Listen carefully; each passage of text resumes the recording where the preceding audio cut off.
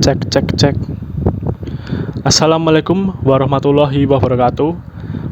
Perkenalkan kami dari kelompok 7 yang menggunakan saya Muhammad Aditya Kurniawan dan Eko Nur Alhamid.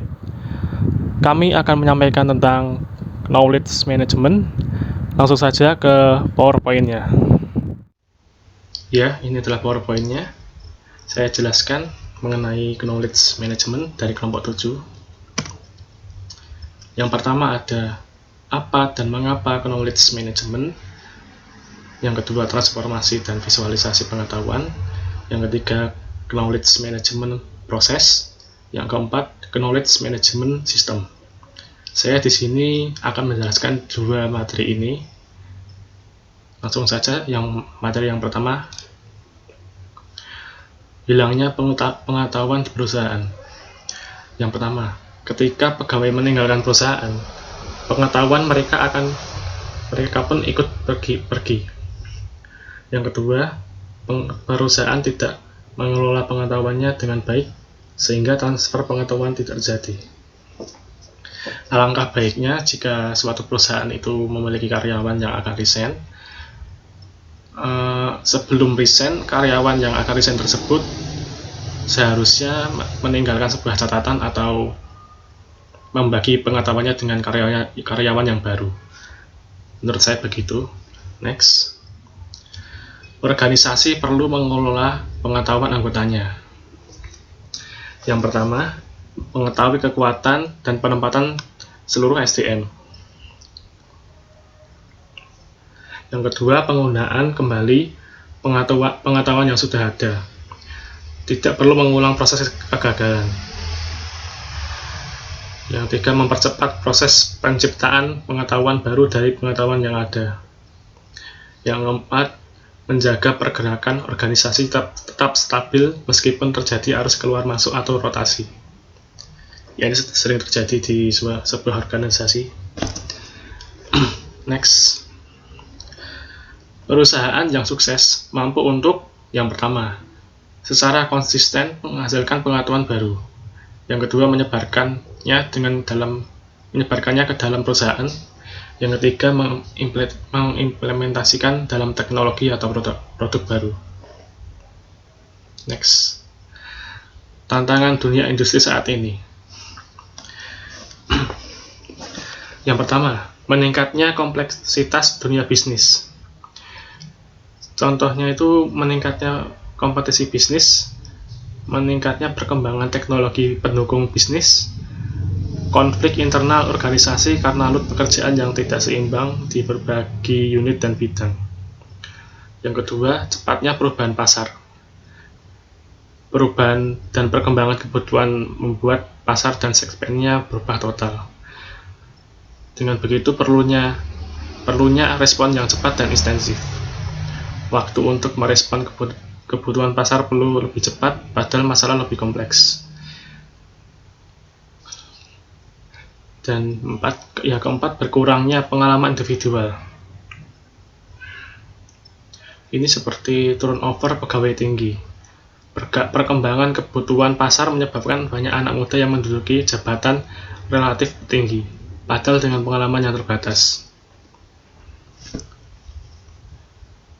Lanjut ke materi kedua, yaitu transformasi dan visualisasi pengetahuan.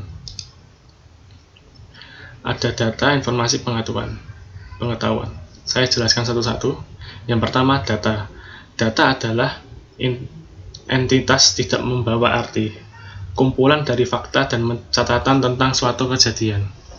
Yang kedua, informasi adalah hasil kompilasi, pengolahan, dan statistik dari data.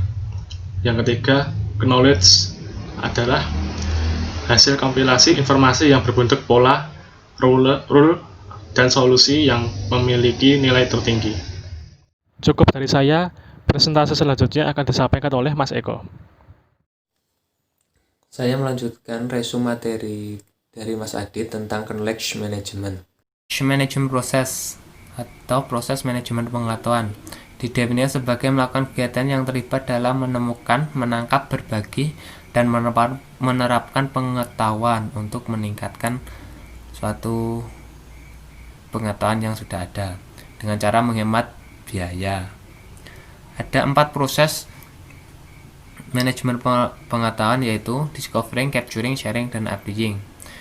Keempat proses ini didukung oleh 7 proses manajemen pengetahuan, yaitu 4 subproses yang berfokus pada cara-cara di mana pengetahuan dikonversasi melalui interaksi antara pengetahuan diam-diam dan eksplisit. 3 subproses pertukaran, arah, dan rutin. 1 subproses sosialisasi yang mendukung 2 pengetahuan. Discovery of knowledge atau penemuan pengetahuan. Pengembangan pengetahuan ini diam-diam atau eksplisit dari data informasi atau dari sintesis pengetahuan sebelumnya. Jadi pengetahuan ini dikembangkan dari pengetahuan sebelumnya, entah itu diam-diam atau eksplisit. Knowledge capture atau tangkapan pengetahuan. Pengambilan pengetahuan ini berdasarkan proses eksplisit atau diam-diam yang berada di dalam orang, artefak, atau entitas organisasi. Pengambilan pengetahuan ini dapat manfaat langsung dari eksternalisasi dan internalisasi.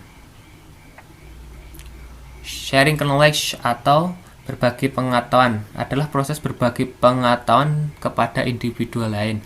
Ada 2 proses berbagi pengetahuan, yaitu sosialisasi dan pertukaran. Sosialisasi memfasilitasi berbagai pengetahuan diam-diam dalam kasus-kasus di mana pengetahuan diam-diam baru sedang dibuat serta ketika pengetahuan diam-diam baru tidak dibuat. Pertukaran pertukaran ini berbeda dengan sosialisasi.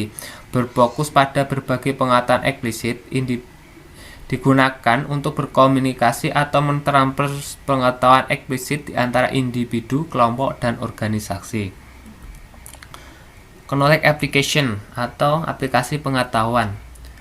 Pengetahuan berkontribusi paling langsung terhadap kinerja organisasi ketika digunakan untuk membuat keputusan dan melakukan tugas. Proses penerapan pengetahuan tergantung pada pengetahuan yang tersedia, dan pengetahuan itu sendiri tergantung pada proses penemuan, penangkapan, dan berbagi pengetahuan. Aplikasi pengetahuan mendapat manfaat dari 2 proses, yaitu arahan dan rutinitas, direction and routinage. Arahan mengacu pada proses melalui individu yang memiliki pengetahuan, mengarahkan tindakan individu lain tanpa mentransfer kepada individu tersebut. Sedangkan rutinitas melibatkan pemanfaatan pengetahuan yang tertanam dalam prosedur, aturan, dan norma yang memadu perilaku di masa depan. Rutinitas menghemat berkomunikasi lebih dari arahan karena mereka tertanam dalam prosedur atau teknologi.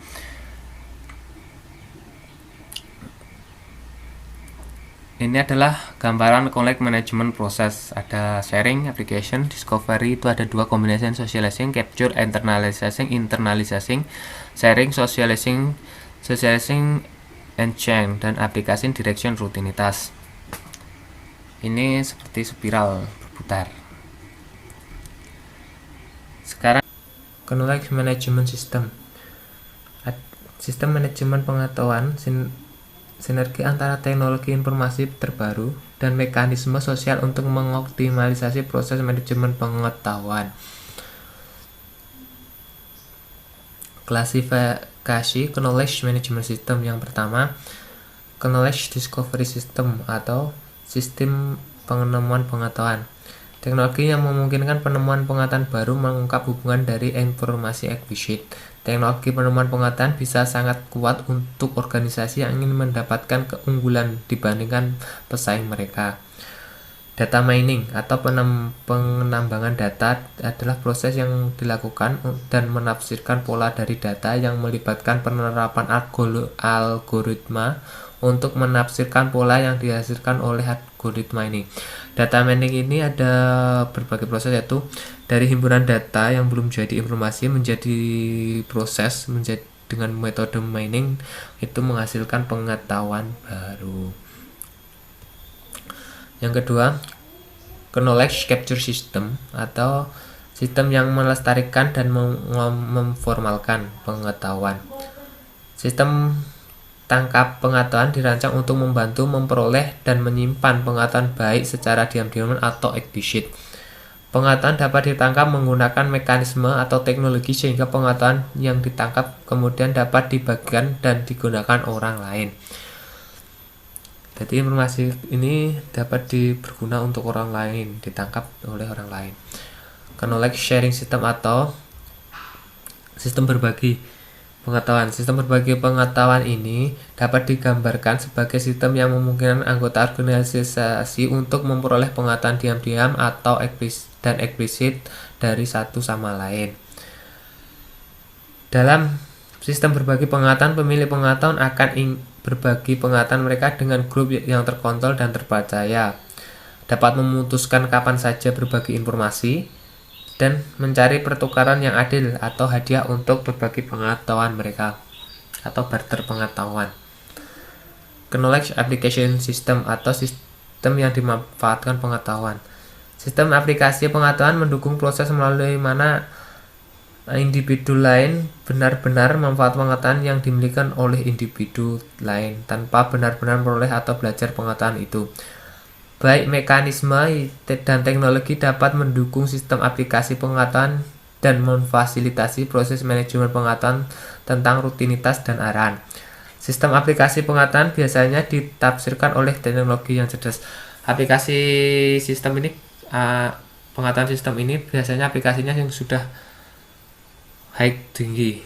Ini bagaimana kita mencari informasi bisa langsung ke bagian yang kita inginkan informasinya.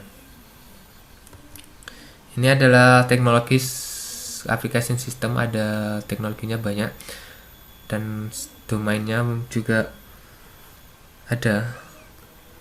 Dan ini perbandingan antara knowledge management process dan knowledge management system seperti di gambar berikut.